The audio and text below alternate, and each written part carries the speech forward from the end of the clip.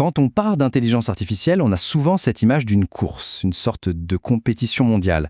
La question qui revient tout le temps, c'est comment rattraper le retard. Mais et si c'était la mauvaise question? Et si, pour l'Afrique francophone, la vraie opportunité était de choisir une voie complètement différente? Alors, regardons ça de plus près. D'un côté, on a la course. C'est cette idée qu'il faut courir toujours plus vite pour essayer de sauter dans un train qui est déjà parti. On adopte les technologies des autres, les règles des autres. Et de l'autre côté, on a le tissage. Là, l'image change du tout au tout. On ne court plus, on construit. Patiemment, fil après fil. On connecte les savoirs locaux, les communautés, pour créer quelque chose qui est solide, qui est juste et surtout qui nous ressemble. Et c'est là que tout bascule. Parce que la question devient, et si l'enjeu, ce n'était pas de courir plus vite, mais de tisser plus juste? D'un coup, le but n'est plus la vitesse, c'est l'équité. Il ne s'agit plus de déployer une technologie à n'importe quel prix, mais de se demander d'abord quel genre de société est-ce qu'on a envie de bâtir avec elle. Avant même de parler une seule ligne de code ou de s'intéresser aux algorithmes, il faut poser les fondations. Et la bonne nouvelle, c'est que ces fondations, elles sont déjà là. Elles sont solidement ancrées dans des philosophies africaines qui ont fait leurs preuves depuis des siècles.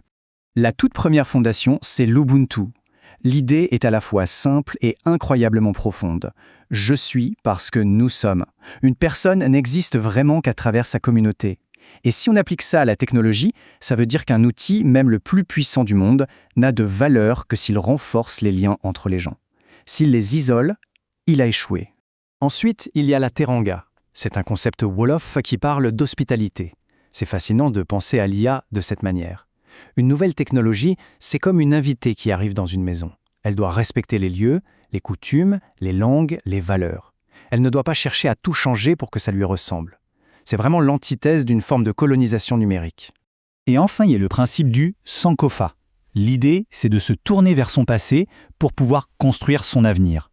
L'Afrique a une histoire extrêmement riche de gestion des ressources communes, de gouvernance collective.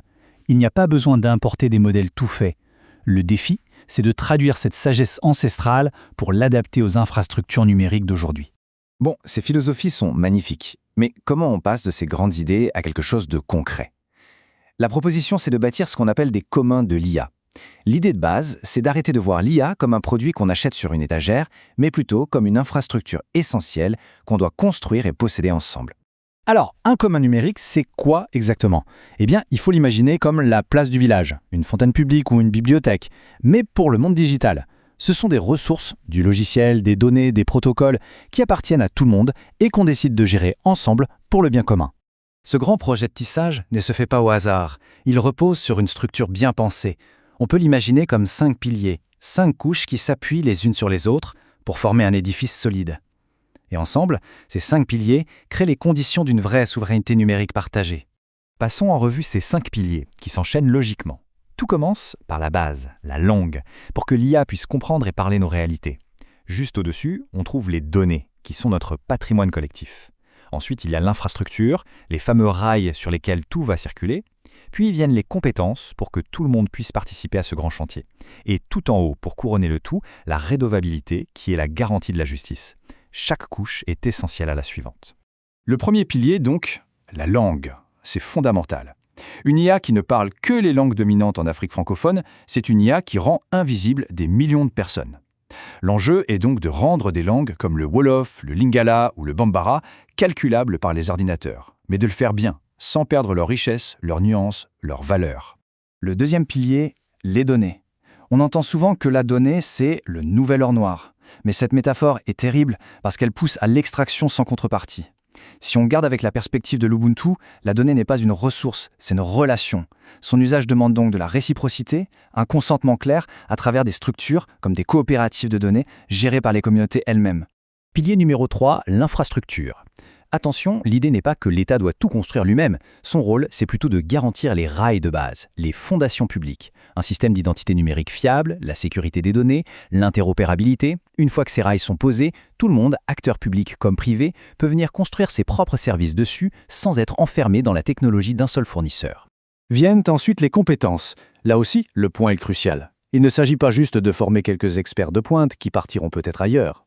L'objectif, c'est de faire circuler le savoir dans toute la société, de créer une véritable intelligence collective.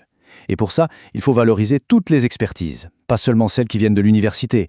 La connaissance d'un agriculteur ou d'une sage-femme a une valeur immense. Et on arrive au dernier pilier, qui est peut-être le plus important, la redevabilité. En fait, la vraie question, ce n'est pas de savoir si une IA est parfaite. Elle ne le sera jamais.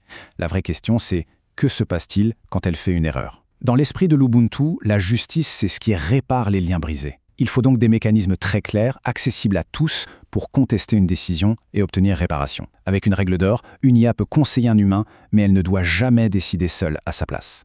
Tout ce projet de tissage, ce n'est pas juste une belle idée sur le papier, une sorte d'utopie. Non, c'est une conversation très concrète, et même urgente, qui est en train de prendre une ampleur incroyable en ce moment même, partout sur le continent. C'est maintenant que l'avenir se joue. Regardez ce chiffre. 16. C'est le nombre de pays africains qui, aujourd'hui, ont une stratégie nationale sur l'IA. Sur tout un continent, c'est très peu. Ça montre bien qu'il y a un vide à combler, mais ça montre surtout qu'il y a une opportunité fantastique de bien faire les choses, de ne pas répéter les erreurs des autres et de construire d'emblée une vision cohérente, partagée et juste. Et cette prise de conscience, elle s'accélère à une vitesse folle. En l'espace de quelques semaines à peine cette année, des événements majeurs ont eu lieu à Yaoundé, à Hammamet, à Abidjan. On sent bien que l'Afrique francophone ne veut plus être un simple consommateur du changement numérique. Elle veut en être l'architecte. Et c'est peut-être ça, le changement de perspective le plus important. On doit arrêter de voir l'IA comme un gadget, une application, un produit de consommation. L'IA, c'est une infrastructure. Une infrastructure fondamentale qui va organiser nos sociétés pour les décennies à venir, exactement comme l'ont fait les réseaux d'eau potable, d'électricité ou les routes avant elles. Et si on accepte cette idée que l'IA est une infrastructure essentielle, alors la toute dernière question, la plus importante de toutes, s'impose. La question n'est plus seulement de savoir qui l'a construit, la vraie question devient qui en détient les clés et avec quelles règles du jeu pour s'assurer qu'elle profite à toutes et à tous.